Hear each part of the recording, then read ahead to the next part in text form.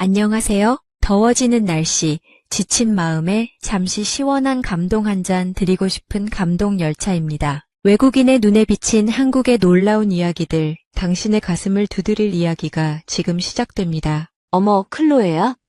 정말 너야? 파리공항에서 1년 만에 딸을 마중 나온 어머니가 저를 보고도 몰라보며 당황하고 계셨어요.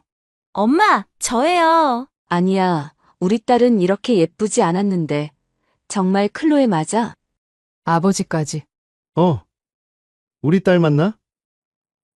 완전히 다른 사람 같은데. 라고 하시며 제 얼굴을 계속 쳐다보셨어요. 어머니는 제 손을 잡고 만져보시면서 정말 우리 클로에야? 라고 몇 번이나 되물으셨거든요. 그 순간 깨달았어요. 한국에서 1년이 저를 완전히 다른 사람으로 만들어버렸다는 걸 말이에요. 도대체 한국에서 무슨 일이 일어났던 걸까요? 왜 친부모도 몰라볼 정도로 제가 달라진 걸까요? 단순히 외모만 변한 게 아니었어요. 걸음걸이, 표정, 말투, 심지어 숨쉬는 방식까지 모든 게 바뀌어 있었거든요. 어떻게 이런 놀라운 변화가 가능했을까요? 지금부터 그 믿기 어려운 이야기를 들려드릴게요. 잠깐 여러분 그거 아시죠? 여러분의 구독, 좋아요, 알림 설정은 저에게 가장 큰 선물입니다. 클릭 한 번으로 제게 큰 힘을 주시길 바라요. 안녕하세요. 저는 클로에 듀부아입니다. 프랑스 파리에서 태어나고 자란 24살 대학생이에요. 사실 제가 이렇게 유튜브에 얼굴을 내밀고 이야기를 하고 있다는 것 자체가 기적 같은 일인데, 왜냐하면 불과 2년 전만 해도 저는 거울조차 제대로 쳐다보지 못하는 사람이었거든요. 저희 집은 파리 15구에 있는 작은 아파트였습니다. 아버지는 소규모 카페를 운영하시고 어머니는 초등학교 선생님이셨어요. 언니가 하나 있었는데 제가 어릴 때부터 늘 들었던 말이 있었습니다. 언니 마리는 정말 예쁘다. 언니는 엄마를 닮았다. 언니는 모델이 될 수 있을 것 같다는 말들이었죠. 그럼 저는요? 저는 항상 아버지를 닮았다는 말을 들었어요. 널쩍한 얼굴에 뚜렷하지 않은 이목구비. 그리고 무엇보다 쌍꺼풀이 없는 작은 눈이 컴플렉스였습니다. 어릴 때부터 가족 사진을 찍을 때면 항상 뒤로 숨었어요. 학교에서 단체 사진을 찍을 때도 맨 뒤쪽 구석에 서곤 했죠. 친구들은 서로 셀카를 찍어달라고 하고 인스타그램에 예쁜 사진들을 올리는데 저는 그런 게 너무 부러우면서도 감히 엄두를 낼 수 없었습니다. 제 휴대폰 갤러리에는 제 얼굴이 나온 사진이 거의 없을 정도였어요. 중학교 때 일이었습니다. 반에서 가장 인기 있던 남학생 줄리앙이 농담처럼 이런 말을 했어요. 클로에는 정말 평범하게 생겼어. 길에서 마주쳐도 기억 못할 것 같아. 그때 반 아이들이 웃었는데 그 웃음소리가 지금도 귀에 맴돕니다. 그날 집에 와서 한참을 울었던 기억이 나네요. 어머니가 괜찮냐고 물어보셨지만 어떻게 말씀드릴 수 있었겠어요. 고등학교에 올라가서도 마찬가지였습니다. 친구들은 화장품에 관심을 갖기 시작했는데 저는 화장을 해봐도 별로 달라지는 게 없는 것 같아서 포기했어요. 오히려 화장을 하면 제 평범한 얼굴이 더 부각되는 것 같았거든요. 그래서 그냥 깔끔하게만 다니자고 마음먹었습니다. 한 번은 고등학교 3학년 때 소풍을 갔는데 친구들이 모두 함께 사진을 찍자고 했어요. 저는 습관적으로 뒤로 빠지려고 했는데 담임 선생님이 클로에도 앞으로 나와서 찍으라고 하시더라고요. 어쩔 수 없이 앞으로 나갔는데 나중에 그 사진을 보니까 저만 표정이 굳어있고 어색해 보였습니다. 다른 친구들은 모두 환하게 웃고 있었는데 말이에요. 대학교에 입학했을 때도 상황은 크게 다르지 않았어요. 소르본 대학교 언어학과에 입학했는데 새내기 환영회에서도 구석진 자리에 앉아서 조용히 있기만 했습니다. 다른 학생들은 자기소개도 당당하게 하고 SNS 계정도 서로 교환하는데 저는 그런 자신감이 없었거든요. 특히 기억에 남는 일이 하나 있어요. 대학교 2학년 때 언어학과 동기들과 함께 레스토랑에 갔는데 웨이터가 우리 테이블 사진을 찍어주겠다고 하더라고요. 친구들은 모두 기뻐하면서 포즈를 취했는데 저만 뒤로 빠지려고 했습니다. 그러자 친구 소피아가 클로에 왜 맨날 사진 찍기 싫어해? 너도 예쁜데 라고 말했어요. 하지만 그 말이 오히려 더 민망했습니다. 위로차 하는 말이라는 게 뻔히 보였거든요. 집에서도 마찬가지였어요. 언니 마리는 항상 친구들과 외출할 때 예쁘게 화장하고 옷도 멋지게 입고 나갔는데 저는 그런 걸 시도조차 해보지 않았습니다. 어머니가 가끔 클로에도 화장 좀 해보면 어떨까라고 말씀하시면 저는 전 안 어울려요 라고 대답하곤 했어요. 실제로 몇 번 시도해봤지만 정말 어색하고 부자연스러워 보였거든요. 그런 제가 한국에 관심을 갖게 된 건 우연한 계기였습니다. 언어학과에서 아시아 언어 중 하나를 선택해야 하는 수업이 있었는데 처음에는 일본어나 중국어를 생각했어요. 그런데 한국어 수업 속의 영상을 보는데 한국 사람들의 표정이나 말하는 모습이 뭔가 따뜻해 보이더라고요. 특별한 이유는 없었지만 그냥 끌렸습니다. 한국어를 배우기 시작하면서 한국 문화에도 자연스럽게 관심을 갖게 됐어요. 드라마도 보고 케이팝도 듣고 한국 음식도 찾아 먹어봤습니다. 파리에도 한국 식당들이 꽤 있거든요. 처음 먹어본 김치찌개의 맛이 아직도 기억나요. 맵긴 했지만 뭔가 속이 따뜻해지는 느낌이었습니다. 한국어 수업에서 발음 연습을 할 때가 정말 힘들었어요. 특히 리을 발음이 너무 어려워서 혼자서 연습할 때마다 혀가 아플 정도였습니다. 선생님이 입꼬리를 살짝 올리고 웃는 표정으로 해보세요라고 하셨는데 그 말을 듣고 거울 앞에서 계속 연습했어요. 그때는 몰랐지만 이런 작은 습관들이 나중에 제게 큰 변화를 가져다 줄 줄은 꿈에도 생각하지 못했습니다. 그러던 중 3학년이 되면서 교환학생 프로그램 공지가 나왔어요. 여러 나라 중에서 한국도 있더라고요. 솔직히 처음에는 망설였습니다. 저 같은 사람이 혼자서 그 먼 나라에 가서 잘 지낼 수 있을까 싶었거든요. 하지만 어머니가 등을 떠밀어 주셨어요. 클로에, 내가 요즘 한국 이야기할 때 눈이 반짝반짝 빛나더라. 한번 도전해보는 게 어떨까? 지원서를 내고 면접을 봤는데 다행히 합격했습니다. 서울의 한 대학교에서 1년간 공부할 수 있게 된 거죠. 그때만 해도 단순히 새로운 환경에서 공부해보고 싶다는 마음뿐이었어요. 혹시 한국에서 새로운 친구들도 사귈 수 있을까 하는 작은 기대도 있었습니다. 출국 전날 밤, 가족들과 마지막 저녁을 먹으면서 아버지가 말씀하셨어요. 클로에, 너는 지금도 충분히 아름다운 아이야. 다만 스스로를 잘 모를 뿐이지. 그 말씀이 위로가 되기도 했지만 한편으로는 더 슬펐습니다. 가족의 눈에만 예쁜 딸이라는 뜻으로 들렸거든요. 인천공항에 도착했을 때의 설렘과 떨림은 지금도 잊을 수 없어요. 비행기에서 내려다본 서울의 야경이 정말 아름다웠거든요. 하지만 동시에 두려움도 컸습니다. 과연 내가 이곳에서 잘 적응할 수 있을까? 언어도 서툰데 사람들과 잘 소통할 수 있을까 하는 걱정들이 머릿속을 맴돌았어요. 그때 저는 전혀 몰랐습니다. 이 한국행이 제 인생을 완전히 바꿔놓을 거라는 걸 말이에요. 서울에 도착한 첫날부터 모든 게 낯설었습니다. 기숙사에 짐을 풀고 나서 혼자 저녁을 먹으러 나갔는데 한글 간판들이 빼곡히 늘어선 거리를 보니까 정말 이국 땅에 왔다는 실감이 났어요. 그런데 신기한 게 파리에서는 혼자 외식하는 걸 굉장히 어색해했는데 여기서는 뭔가 괜찮더라고요. 첫 번째로 들어간 식당은 작은 김밥 천국이었습니다. 메뉴판을 보는데 한글을 읽는 속도가 너무 느려서 다른 손님들이 기다리는 게 미안했어요. 그런데 사장님이 천천히 보세요. 괜찮아요 라고 말씀해 주시더라고요. 그 따뜻한 말 한마디에 마음이 녹았습니다. 한국어 학원은 기숙사에서 지하철로 30분 거리에 있었어요. 첫 수업 날, 반에는 중국, 일본, 베트남, 미국에서 온 학생들이 있었는데 모두들 저보다 한국어를 훨씬 잘하는 것 같아 보였습니다. 선생님이 자기소개를 하라고 하셨을 때 저는 너무 떨려서 목소리가 제대로 나오지 않았어요. 그런데 정말 힘든 건 발음이었습니다. 특히 리을 발음이 도저히 안 되더라고요. 사랑, 라면, 이모컨 같은 단어들을 연습할 때마다 혀가 꼬이고 입이 아팠어요. 선생님이 입모양을 동그랗게 하고 혀끝을 살짝 굴려보세요 라고 하셨는데 거울 앞에서 혼자 연습하는 제 모습이 우스꽝스러웠습니다. 어느 날은 정말 답답해서 기숙사 화장실에서 1시간 넘게 발음 연습을 했어요. 나라라라 하면서 계속 반복하는데 룸메이트가 걱정스러운 표정으로 괜찮아? 라고 물어보더라고요. 그때 거울을 보니까 제가 계속 입꼬리를 올리고 있더라고요. 발음을 정확하게 하려고 자꾸 웃는 표정을 짓고 있었던 거였습니다. 한국어 발음 연습이 이렇게 힘들 줄 몰랐어요. 니은, 디귿, 리을 같은 자음들을 발음할 때 혀끝을 입천장 가까이 붙여야 한다고 하는데 이게 정말 어려웠습니다. 선생님이 혀를 위쪽으로 올려서 입천장에 살짝 닿게 해보세요 라고 하시는데 처음에는 도대체 어떻게 하는 건지 감이 안 왔어요. 그런데 신기하게도 매일 이런 연습을 반복하다 보니까 혀의 위치가 점점 자연스러워지더라고요. 어느덧 한 달이 지나고 학원에서 발음 테스트가 있었어요. 다른 학생들은 모두 자신 있게 했는데 제 차례가 되니까 또 떨리더라고요. 그런데 신기하게도 그날은 평소보다 발음이 잘 됐습니다. 선생님이 클로에 씨, 많이 늘었어요. 라고 칭찬해 주셨을 때 정말 기뻤어요. 학원을 다니면서 자주 가게 된 곳이 근처에 있는 작은 치킨집이었습니다. 처음에는 메뉴를 주문하는 것도 힘들었는데 사장님 부부가 너무 친절하셔서 자주 가게 됐어요. 학생이에요? 라고 물어보시더니 한국 공부 열심히 해요라고 응원해 주시기도 했습니다. 그 치킨집에서 특별한 경험을 했어요. 어느 날 혼자 치킨을 먹고 있는데 옆 테이블에 앉은 한국 대학생들이 저를 보고 수군거리더라고요. 혹시 제가 이상하게 보이나 싶어서 불안했는데 그중 한 명이 다가와서 혹시 외국인이세요?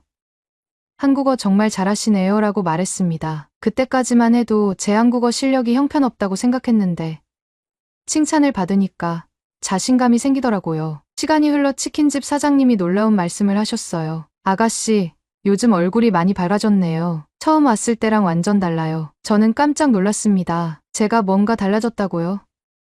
그날 밤 기숙사에 돌아와서 거울을 자세히 들여다봤어요. 정말 신기했습니다. 뭔가 얼굴이 전보다 환해 보이더라고요. 특히 눈매가 예전보다 생기가 있어 보였어요. 그리고 무엇보다 제가 거울을 보면서 웃고 있다는 게 놀라웠습니다. 파리에 있을 때는 거울을 보면 항상 찡그렸는데 말이에요. 봄이 되면서 더 확실한 변화들을 느끼기 시작했습니다. 한국어 발음을 위해서 매일 입 운동을 하다 보니까 턱선이 예전보다 또렷해진 것 같았어요. 그리고 계속 웃는 표정을 연습하다 보니까 자연스럽게 미소 짓는 습관이 생겼습니다. 그때 한국어 선생님이 흥미로운 이야기를 해주셨어요. 한국어를 배우는 외국인들이 종종 얼굴이 달라진다고 하는데 이게 우연이 아니에요 라고 하시더라고요. 한국어 발음을 할 때 혀를 입천장 가까이 두는 소리들이 많아서 이런 발음을 반복하면 혀가 바른 위치에 고정되면서 구강 구조가 안정된다는 거였습니다. 그리고 한국어 특유의 부드러운 소리들을 내려면 자연스럽게 입꼬리를 올리게 되는데 이게 표정근 운동이 되어서 얼굴이 생기 있어 보이게 된다고 하셨어요. 한국 음식도 제게 좋은 영향을 줬어요. 매운 음식을 먹으면서 자연스럽게 물을 많이 마시게 됐고 김치나 나물 같은 발효 음식들을 먹다 보니까 피부가 맑아지는 게 느껴졌습니다. 파리에서는 주로 빵이나 치즈 위주로 먹었는데 여기서는 밥과 반찬 위주의 식단으로 바뀌니까 몸이 가벼워지더라고요. 날씨가 더워지는 여름 무렵에는 정말 놀라운 일이 있었어요. 기숙사 근처 피부과에서 상담을 받아보라는 한국 친구의 권유로 처음 가봤는데 의사 선생님이 피부가 많이 좋아졌네요. 한국에 온 지 얼마나 됐어요? 라고 물어보시더라고요. 간단한 레이저 토닝을 받았는데 비용도 파리의 절반밖에 안 되면서 효과는 훨씬 좋았어요. 그날 피부과에서 만난 한국 언니가 저에게 화장하는 법을 알려줬어요. 외국인들은 화장을 너무 진하게 하는데 한국식으로 자연스럽게 해보세요라고 하면서 직접 메이크업을 해주시더라고요. 거울을 보는 순간 정말 깜짝 놀랐습니다. 완전히 다른 사람 같았거든요. 그 언니가 명동으로 데리고 가서 한국 화장품들을 하나씩 설명해줬어요.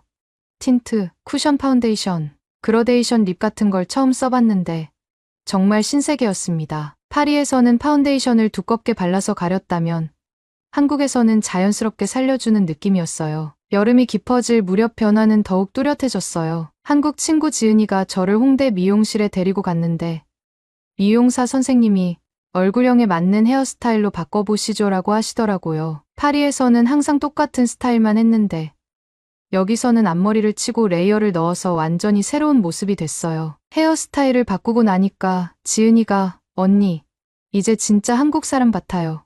라고 하더라고요. 거울을 보니까 정말 그런 것 같았어요. 뭔가 더 세련되고 트렌디해 보였습니다. 그때부터 옷 스타일도 바뀌기 시작했어요. 파리에서는 항상 검은색이나 회색 옷만 입었는데 한국에서는 파스텔 톤이나 밝은 색깔 옷들을 입게 됐어요. 동대문에서 쇼핑할 때도 이 색깔 어때요? 라고 자연스럽게 물어보면서 새로운 스타일에 도전하게 됐습니다. 가을이 오면서 한국어 실력도 많이 늘어서 한국 친구들과 깊은 대화를 나눌 수 있게 됐어요. 학원에서 만난 한국인 언어교환 파트너 지은이와 카페에서 이야기하는데 갑자기 지은이가 언니, 진짜 많이 달라졌어요 라고 말하더라고요. 저는 당황해서 아직도 별로인데요 라고 했더니 지은이가 아니에요. 정말로 처음 봤을 때랑 완전 달라요. 뭔가 한국 사람처럼 자기 관리를 잘하시는 것 같아요 라고 했습니다. 그 말을 듣고 깨달았어요. 한국에 와서 자연스럽게 외모 관리에 신경 쓰게 됐다는 걸 말이에요. 파리에서는 있는 그대로가 중요하다고 생각했는데 한국에서는 자기를 가꾸는 게 예의라고 생각하게 됐어요. 늦가을 어느 날 정말 믿기 어려운 일이 일어났어요. 명동에서 쇼핑을 하고 있는데 어떤 한국 청년이 다가와서 혹시 시간 있으시면 커피 한잔 하실래요? 라고 물어보더라고요. 평생 처음으로 길에서 누군가가 저에게 관심을 보인 거였습니다. 너무 당황해서 정중히 거절했지만 그 순간의 느낌은 잊을 수 없어요. 겨울이 다가오면서 제 자신도 확실히 알 수 있었습니다. 거울을 보는 게 더 이상 두렵지 않았어요. 오히려 매일 아침 거울 앞에서 오늘도 좋은 하루 보내자라고 웃으면서 말하는 습관이 생겼습니다. 한국식 스킨케어 루틴도 완전히 몸에 배어서 토너, 에센스, 크림까지 차례대로 바르는 게 자연스러워졌어요. 한국에서의 변화는 단순히 외모만이 아니었습니다. 마음가짐 자체가 달라졌어요. 예전에는 항상 위축되어 있었는데 이제는 자연스럽게 사람들과 대화하고 웃으면서 지낼 수 있게 됐습니다. 뭔가 제 안에 숨어있던 자신감이 깨어나는 느낌이었어요. 저는 확신할 수 있었습니다. 한국이 저를 바꿔놓았다는 걸 말이에요. 봄이 되면서는 정말 특별한 기회가 찾아왔어요. 한국어 학원에서 신입생 오리엔테이션 도우미를 해달라고 요청받은 거예요. 1년 전에는 제가 도움받던 입장이었는데 이제는 도움을 주는 입장이 된 거죠. 새로운 프랑스 학생을 만났는데 그 학생이 저를 보고 선배님, 정말 한국 사람 같으세요라고 하더라고요. 그 무렵 한국 전통 문화에 대해서도 많이 배우게 됐어요. 한복 입기 체험을 하러 갔는데 한복집 사장님이 아이고, 이 옷이 정말 잘 어울리네요. 한국 사람보다 더 한국적이에요 라고 말씀해 주시더라고요. 그날 경복궁에서 한복을 입고 사진을 찍는데 관광객들이 저를 보고 저분 한국 사람이에요? 정말 우아하시네라고 하는 소리가 들렸어요. 한국 음식 만들기도 배웠어요. 지은이 어머니가 김치 담그는 법을 알려주시겠다고 하셔서 집에 놀러 갔는데 어머니가 클로에가 김치 담그는 솜씨가 진짜 좋네. 한국 며느리감이야 라고 농담하시면서 웃으시더라고요. 그날 저녁 지은이 가족과 함께 제가 담근 김치로 저녁을 먹었는데 정말 가족이 된 기분이었어요. 가을이 깊어갈 무렵 정말 아쉬운 소식을 들었어요. 파리 대학교에서 연락이 와서 복학 준비를 해야 한다는 거였어요. 교환학생 기간이 끝나가고 있었거든요. 그 소식을 들었을 때 정말 마음이 복잡했어요. 한국을 떠나고 싶지 않았거든요. 친구 지은이에게도 이야기했더니 언니, 진짜 가야 해요? 좀 더 있으면 안 돼요. 라고 하면서 정말 속상해 하더라고요. 언니가 없으면 누구랑 수다 떨어요? 언니는 이제 완전 한국 사람이 됐는데라고 하니까 저도 울컥했어요. 겨울이 다가오면서 하루하루가 정말 아쉬웠어요. 매일 지나가는 거리들, 자주 가던 카페들, 친해진 사람들을 보면서 이제 곧 이 모든 걸 떠나야 하는구나 싶어서 마음이 무거웠어요. 특히 기숙사에서 내다보이는 서울 야경을 볼 때마다 언제 다시 볼 수 있을까라는 생각이 들었어요. 한국에서의 마지막 달이 되자 친구들이 깜짝 송별회를 열어줬어요. 지은이가 준비한 포토 앨범을 보면서 정말 충격을 받았어요. 처음 한국에 왔을 때 사진과 지금 사진을 나란히 붙여놨는데 완전히 다른 사람 같았거든요. 친구들도 언니, 이거 진짜 같은 사람 맞아 라고 하면서 신기해하더라고요. 송별회에서 가장 기억에 남는 건 한국어 선생님이 해주신 말씀이었어요. 클로에 씨, 처음 학원에 왔을 때가 생각나세요? 그때는 정말 소심하고 자신감이 없어 보였는데 지금은 완전히 다른 사람이 됐어요. 외모의 변화보다 더 놀라운 건 내면의 자신감이 밖으로 드러나는 거예요. 마지막 날 아침에는 혼자 한강을 걸었어요. 차가운 겨울바람이 볼을 스치는데도 발걸음을 멈출 수가 없었어요. 이게 마지막일까라는 생각에 눈물이 날 것 같았어요. 한강에서 바라본 서울의 모습이 너무 아름다웠는데 이제 이 풍경을 언제 다시 볼 수 있을지 모르겠더라고요. 공항으로 가는 택시 안에서는 정말 마음이 복잡했어요. 창밖으로 지나가는 서울의 거리들을 하나하나 눈에 담으려고 했어요. 드디어 파리 공항에 도착했을 때 부모님이 마중 나와 계셨어요. 그런데 정말 놀라운 일이 벌어졌어요. 어머니가 저를 보고도 몰라보시는 거예요. 제가 엄마라고 부르자 어머니가 깜짝 놀라시면서 어머, 클로에야? 정말 너야? 라고 하시더라고요. 아버지도 우리 딸 맞나? 완전히 다른 사람 같은데 라고 하시면서 계속 저를 쳐다보셨어요. 어머니가 클로에, 너 정말 어떻게 된 거야? 이렇게 달라질 수가 있나? 라고 하시면서 제 얼굴을 계속 만져보시더라고요. 한국에서 뭔 일이 있었던 거야?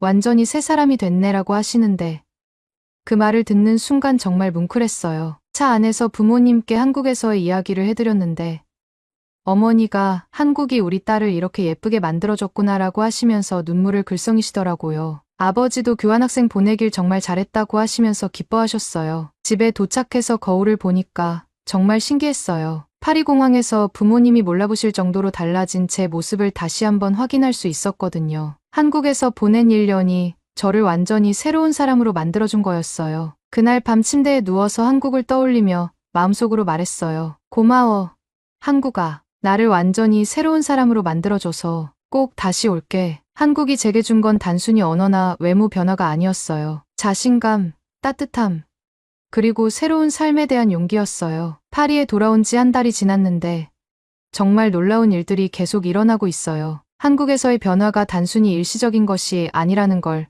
매일 실감하고 있습니다. 첫 번째로 놀란 건 파리 대학교에 복학했을 때였어요. 기존에 알던 친구들의 반응이 정말 충격적이었습니다. 제가 가장 친했던 친구 소피가 저를 보고 한참을 멍하니 쳐다보더라고요. 클로에, 너 진짜 누구야? 완전 다른 사람 같은데 라고 하면서 계속 제 얼굴을 살펴봤어요. 더 놀라운 건 수업 시간이었습니다. 예전에는 교수님이 질문하시면 절대 손을 들지 않았는데 이번에는 자연스럽게 손을 들고 발표하고 있더라고요. 한국에서 익힌 자신감이 그대로 이어진 거였어요. 교수님도 클로에, 휴학 기간 동안 뭔가 특별한 경험을 했나요? 완전히 달라 보이네요 라고 말씀하셨습니다. 가장 극적인 변화를 느낀 건 파리의 한 카페에서였어요. 소르본 대학 근처에 있는 작은 카페에서 친구들과 만나기로 했는데 제가 먼저 도착해서 혼자 앉아 있었습니다. 그런데 갑자기 옆 테이블에 앉은 프랑스 남성이 저에게 말을 걸더라고요. 실례합니다. 혹시 모델이세요? 저는 깜짝 놀라서 아니요 라고 했더니 그 남성이 아, 그럼 배우세요? 라고 또 물어보더라고요. 정말요? 그럼 예술 쪽 일하시는 분인가요? 분위기가 정말 특별하거든요 라고 하더라고요. 그 순간 정말 소름이 돋았어요. 한국에서만 그런 말을 들었는데 파리에서도 똑같은 일이 일어나다니요. 더욱 놀라운 일은 그 다음에 벌어졌어요. 친구들이 도착했는데 제 옆에 앉은 그 남성이 친구들에게 당신들 친구분 정말 매력적이네요 라고 말하더라고요. 친구들은 당황해서 저를 쳐다봤는데 그 중에서 마리가 저기 실례지만 우리 친구 클로에 맞죠? 라고 물어볼 정도였어요. 집에 와서 어머니께 그날 있었던 일을 이야기했더니 어머니가 정말 의미심장한 말씀을 하셨어요. 클로에, 내가 한국에서 배운 건 단순히 언어가 아니라 자신을 사랑하는 방법인 것 같구나. 그게 밖으로 드러나는 거야. 가장 감동적인 순간은 3개월 후에 찾아왔습니다. 파리에서 열린 한불 문화 교류 행사에 참가하게 됐는데 그곳에서 한국어 실력을 인정받아 통역 봉사를 하게 됐어요. 한국에서 온 예술가들과 프랑스 관객들 사이의 다리 역할을 하는 거였죠. 그때 깨달았어요. 제가 한국에서 배운 건 단순히 언어가 아니라 한국의 마음, 한국의 정서였다는 걸 말이에요. 그리고 그게 제 전체적인 분위기를 바꿔놓았던 거예요. 며칠 후 대학교에서 더욱 놀라운 일이 벌어졌어요. 소피가 저에게 다가와서 클로에, 진짜 궁금한데 한국에서 뭘 한 거야? 너 정말 완전히 달라졌어 라고 물어보더라고요. 저는 솔직하게 대답했어요. 한국어를 배우고, 한국 음식을 먹고, 한국식으로 외모 관리를 하면서 자연스럽게 변화된 것 같아 라고 말이에요. 그 말을 듣자마자 소피의 눈이 반짝이더라고요. 정말. 그럼 나도 한국어 배우면 너처럼 될 수 있을까? 그날부터 소피는 한국에 대해 끊임없이 질문하기 시작했어요. 한국 화장품은 어떤 걸 쓰는지, 한국 음식은 어떻게 만드는지, 한국어는 어떻게 배우는지 말이에요. 정말 신기한 일이 벌어졌어요. 소피뿐만 아니라 다른 친구들도 하나둘씩 한국에 관심을 갖기 시작한 거예요. 마리는 클로에, 나도 한국어 배우고 싶어. 어디서 시작하면 될까? 라고 물어봤고, 줄리는 한국 화장품 좀 추천해줘. 너 피부 정말 좋아졌어 라고 하더라고요. 한 달 후에는 정말 믿을 수 없는 일이 일어났어요. 우리 학과에서 한국어 동아리가 만들어진 거예요. 처음에는 5명으로 시작했는데 한 달 만에 20명이 넘게 가입했어요. 모두 제가 변화된 모습을 보고 한국에 관심을 갖게 된 거였어요. 동아리에서 저는 자연스럽게 한국어 선생님 역할을 하게 됐어요. 한국에서 배운 발음 연습법부터 한국 문화까지 알려주면서 정말 뿌듯했어요. 친구들이 한국어로 안녕하세요라고 인사할 때마다 한국에서의 추억이 떠올랐어요. 그런데 친구들과 한국 이야기를 하면 할수록 한국이 더 그리워졌어요. 한국의 따뜻한 사람들, 맛있는 음식들, 아름다운 풍경들이 자꾸 생각났어요. 특히 지은이와 함께 갔던 카페, 한강에서 본 야경, 치킨집 사장님의 따뜻한 미소가 그리웠어요. 어느 날 밤 혼자 있다가 갑자기 한국어로 혼잣말을 하고 있는 제 자신을 발견했어요. 아, 한국 보고 싶다라고 말이에요. 그때 깨달았어요. 한국이 단순히 제가 공부했던 곳이 아니라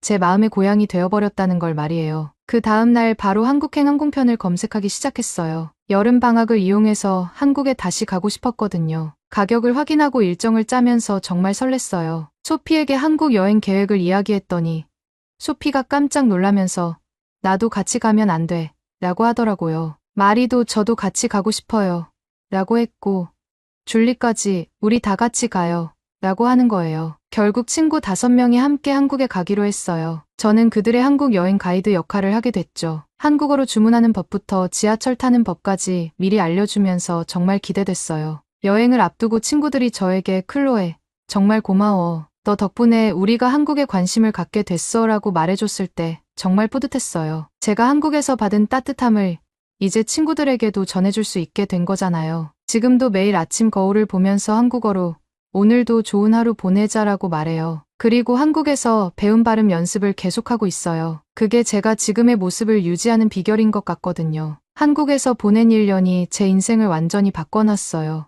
이제 저는 확신해요. 한국이 저에게 준 건 새로운 삶이었다는 걸 말이에요. 그리고 곧 친구들과 함께 다시 한국에 갈 생각을 하니까 정말 행복해요. 오늘의 이야기는 여기까지입니다. 마음에 드셨다면 구독과 좋아요 잊지 말고 한 번씩 눌러주세요. 소중한 시간 함께 해주셔서 진심으로 감사드리고 앞으로도 더 깊은 이야기로 여러분을 찾아뵐게요. 여러분을 찾아뵐게요.